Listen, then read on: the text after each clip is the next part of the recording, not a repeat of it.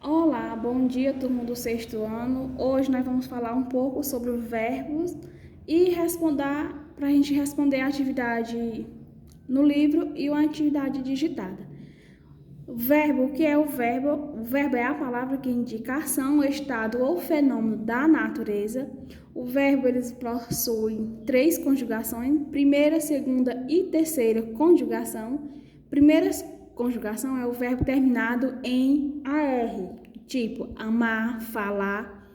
E segunda conjugação, ele quando termina em ER, beber, escrever. E terceira conjugação, quando termina em IR, subir, decidir.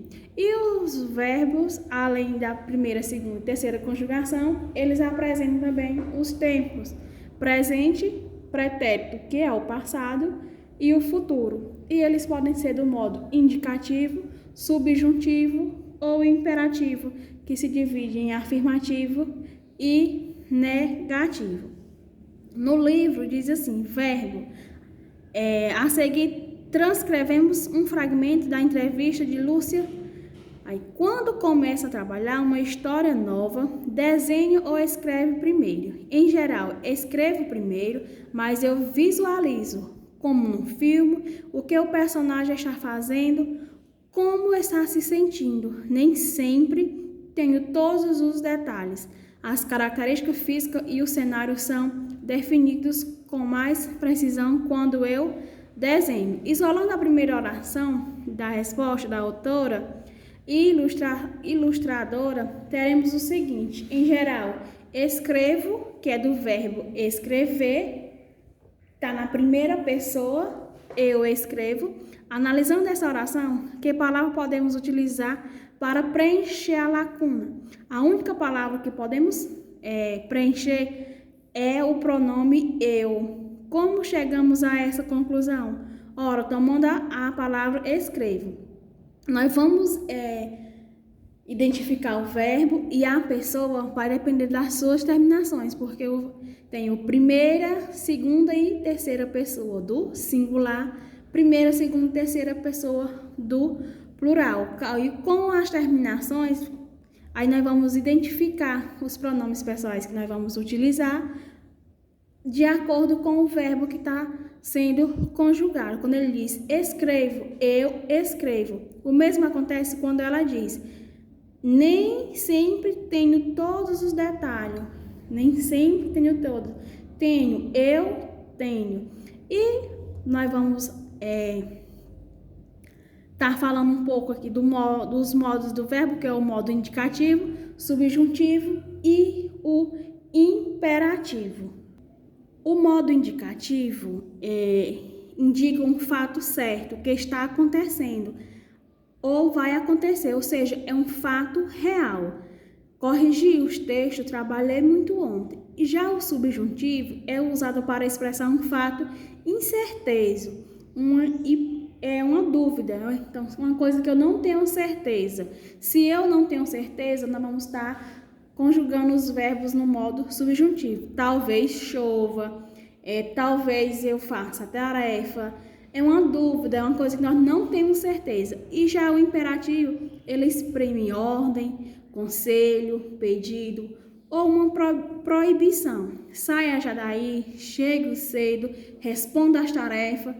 E são os três modos dos verbos: indicativo, subjuntivo e imperativo. Agora nós vamos estar fazendo a nossa atividade no livro e vamos fazer também a atividade digitada. A primeira questão do livro pede para a gente dizer assim: relê o trecho a seguir, retirando do segundo parágrafo do texto. O manguezal é um dos mais ricos ambientes do planeta. Possui uma grande concentração de vida, sustentada por nutrientes trazidos dos rios e das folhas, que caem das árvores. Qual é o verbo originou a palavra destacada? A palavra que nós temos destacada aí é a palavra trazidos. Trazidos é do verbo trazer. Então, essa palavra representa uma forma nominal do verbo? Sim, porque o verbo está no particípio. A letra C, identifique nesse trecho o verbo que está flexionado na terceira pessoa do plural. É o verbo caem, onde ele diz que as folhas caem. E a segunda, nós vamos estar respondendo a cruzadinha. Nós vamos ter a resposta na horizontal e na vertical, com os verbos também trazidos do texto. Vamos aqui. A cruzadinha, ela vai ficar respondida assim: ecossistemas ricos em biodiversidade de solo úmido, idoso e com grande quantidade de nutrientes. Aí tem qual a resposta? Aí tem o manguezal, aí conjunto de animais próprios de uma localidade. O vertical é a fauna. 2. Crustáceo de carapaça largo com pernas anteriores terminadas em fortes pinças. É o caranguejo. 3. Seres vivos caracterizados por apresentar celulose e clorofila nas células. É as plantas. Movimento das águas do mar que faz com que o seu nível aumente e diminua regularmente ao longo da vida. Estamos no 4.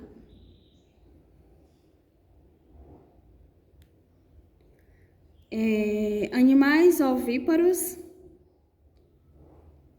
Animais ovíparos com corpo revestido de penas. Aves. Aí agora nós vamos para tem o verbo sinônimo de necessitar. Precisa. É o mesmo que ter, verbo flexionado na terceira pessoa do singular. Ter, possui. O verbo estar flexionado na terceira pessoa, o verbo estar flexionado na terceira pessoa do singular. Estar.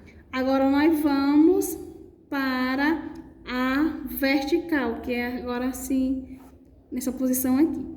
Primeiro, conjunto de animais é a fauna. 2. Animais cujo corpo é mole, é coberto por uma concha protetora. Marusco. Mistura de argila, água e matéria orgânica, que é o terceiro, é a lama. Lugares em que vivem organismos variados e que oferecem condições físicas e geográficas favoráveis à sobrevivência. Habitantes. Partes dos vegetais que geralmente ficam no solo, podendo também se localizar na água ou no ar, absorvendo recursos como oxigênio para a sobrevivência. É a raiz. Ver novamente. Ver novamente é a mesma coisa que rever. Verbo utilizando o sinônimo de observar, reparar. Agora nós vamos fazer a nossa atividade digitada. Na atividade digitada, tem um pequeno textozinho com umas perguntas e logo em seguida nós vamos começar a falar dos verbos. Diz assim: esquerda ou direita? Para os cientistas, o cérebro tem uma boa explicação para essa escolha de esquerda ou direita. Se não houvesse uma preferência automática, os dois lados do corpo seriam igualmente capazes e poderiam entrar em disputa na hora de começar uma atividade qualquer, como andar, pegar um alimento, jogar uma bola ou pegar um lápis para escrever. Já imaginou ter que perder decidindo com o que a mão pegar uma fruta quando você está saindo apressado e com fome para a escola? A preferência automática para um dos lados do corpo resolve esse problema. Ainda bem, né? A primeira, na passagem, o cérebro tem uma boa explicação para a escolha de esquerda ou direita. O sujeito do verbo tem uma boa explicação.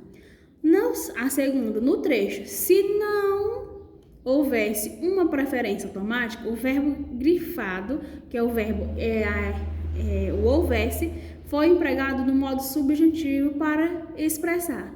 O modo subjuntivo, ele expressa uma dúvida, uma incerteza. Então, ele vai expressar uma hipótese. Os verbos que compõem este segmento.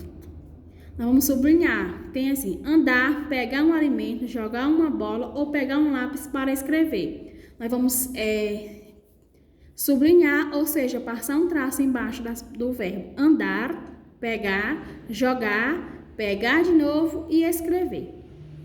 Quarta, os verbos sublinhados na questão anterior, eles expressam ações, estado ou fenômenos da natureza. Gente, os verbos que expressam as ações são andar, correr, falar, gritar, dormir, nadar, pegar, saltar.